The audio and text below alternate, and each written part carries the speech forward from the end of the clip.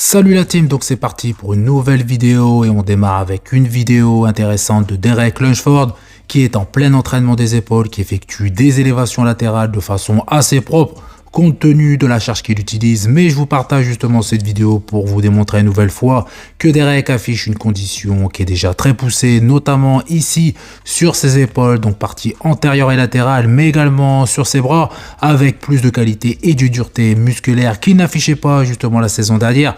Mais pour l'instant, on ne voit ça que sur ses groupes musculaires qui ne sont pas ses points faibles justement chez Derek. Et c'est sûrement grâce à son off-saison, il s'est concentré à travailler pour améliorer ses points et non à encore gagner de la masse musculaire qui pour moi est inutile vu son physique énorme, hormis justement sur ses points faibles, donc c'est-à-dire bras et quadriceps. Dans tous les cas, une amélioration de sa qualité et de sa dureté musculaire est bien visible et pour moi, ces critères sont très importants pour un athlète. Après, reste à voir son physique dans son intégralité, surtout ses quadriceps, s'ils vont rester justement très volumineux et très ronds pendant cette période qui n'a pas été vraiment favorable la saison dernière. Donc à voir d'ici peu si cette fonte musculaire se reproduit, surtout sur les dernières semaines. Dans tous les cas, pour le moment, Derek semble afficher un physique complet, même si je vais attendre de voir un posing pour juger son physique dans son intégralité et voir si Derek est aussi découpé sur l'intégralité de son physique, car Monsieur Olympia, Derek manquait de conditions et de qualité sur sa chaîne antérieure.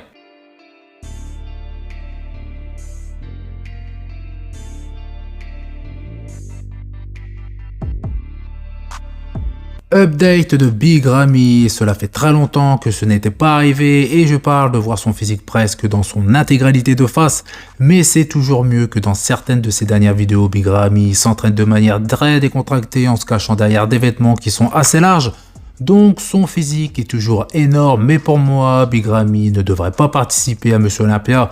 Après, s'il y participe, ça ne sera pas pour tenter de remporter cette compétition et il serait justement préférable, si c'est le cas, qu'il ne se présente pas justement sur scène hors de forme. Après, on ne peut pas dire, d'après cette photo, que Big Ramy est arrêté de s'entraîner.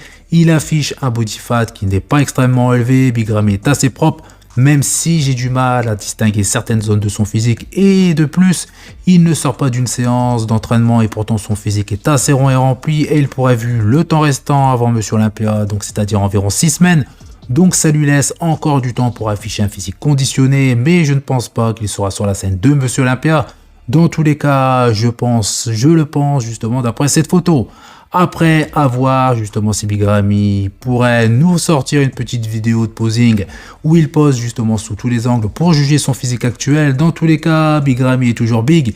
Il continue de s'entraîner et de s'alimenter comme un bodybuilder pro car son physique ne serait pas justement ce qu'il est sur cette photo, même si sa génétique est unique et hors du commun, mais ça on le sait depuis très longtemps. Donc je ne serais pas surpris de voir Big Ramy dans quelques semaines en pleine forme. On enchaîne avec un update de Hunter Labrada à 2 semaines de l'Italie Pro qui est en train de choquer de plus en plus de personnes grâce à son énorme progression depuis la saison dernière et je pense de plus en plus que Hunter a le physique pour être dans le top 6 à Monsieur Olympia, même s'il est très difficile à l'heure actuelle de donner justement des prédictions très précises, mais mon top 3 pour me répéter dans le désordre, Adi, Samson et Derek, et pour le top 6 toujours dans le désordre, Andrew Jack, Martin Fitzwater et Hunter Labrada. Donc je suis d'accord que certains pensent que Nick sera dans le top 6, mais personnellement je trouve ces athlètes plus complets, beaucoup plus esthétiques que Nick. Ici Hunter est vraiment très complet avec cette année un meilleur dos malgré ses insertions et il est également très esthétique avec une condition très poussée et même si pour le moment il est juste présent et impressionnant à travers ses vidéos sur ses réseaux, je suis persuadé qu'il sera également très impressionnant sur scène pour commencer dans 2 semaines donc à l'Italie Pro avec une condition encore plus poussée car pour le moment il y a toujours de l'os cutané mais son physique sera également, je l'espère, plus rempli et plus rond, ce qui annonce si tout se passe bien un physique de très haut niveau. Après, à voir si c'est le cas, donc voir si sa team et lui décideront de faire soit un physique déchiqueté mais moins volumineux ou inversement, et personnellement je ne prendrai pas de risque et j'aimerais voir Hunter aussi découpé sur scène qu'ici, donc avec son bas du dos justement strié. D'ailleurs son dos est superbe tout comme ses bras et ses épaules énormes, une qualité musculaire qui a évolué depuis la saison dernière Et ce n'est pas étonnant vu que Hunter est très motivé et très assidu et très bien entouré. Et une chose chose très importante, Hunter s'entraîne maintenant depuis des années, ses muscles ont gagné et continueront de gagner en maturité et je suis très impatient de voir Hunter prochainement sur scène et je ne vois pas qui sera en mesure de venir lui prendre la première place.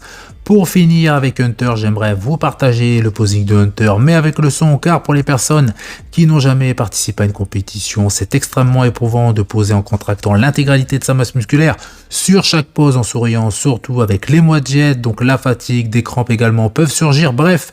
Poser demande énormément d'efforts et seuls les compétiteurs connaissent justement la difficulté de cet exercice.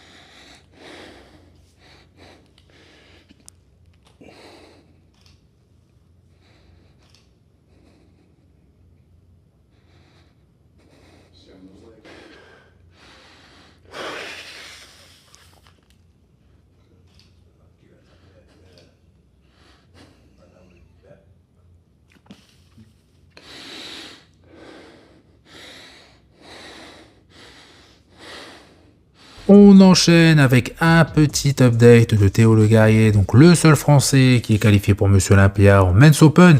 Ici à 6 semaines de Monsieur Olympia avec uniquement 2 photos, donc dorse de face et biceps cage. En termes de conditions, ça avance plutôt bien. Théo est dans les temps, pour preuve ses fessiers qui commencent à se trier. Il affiche également une belle qualité sur ses épaules et sa poitrine. Son physique semble assez plat, notamment sur le haut de son physique, mais c'est un passage obligatoire. Concernant le bas de son physique, de profil, il affiche une belle épaisseur et il sait justement très bien le mettre en valeur. De face, le haut de son physique est plus impressionnant, donc belle largeur d'épaule et des dorsaux bien volumineux de face. Tout comme ses cuisses avec des quadriceps qui présentent de belles séparations, même si la photo justement est filtrée, donc ce qui accentue la définition. Il affiche également de gros adducteurs, donc hâte de voir un posing complet de Théo et force à lui justement pour le reste de sa préparation. Donc voilà, c'est tout pour cette vidéo. Donc comme d'habitude, je compte sur vous pour faire péter les pouces bleus et les commentaires, ça fait plaisir. Vous pensez également à vous abonner pour ne rater aucune de mes prochaines vidéos et je vous dis à bientôt. Salut!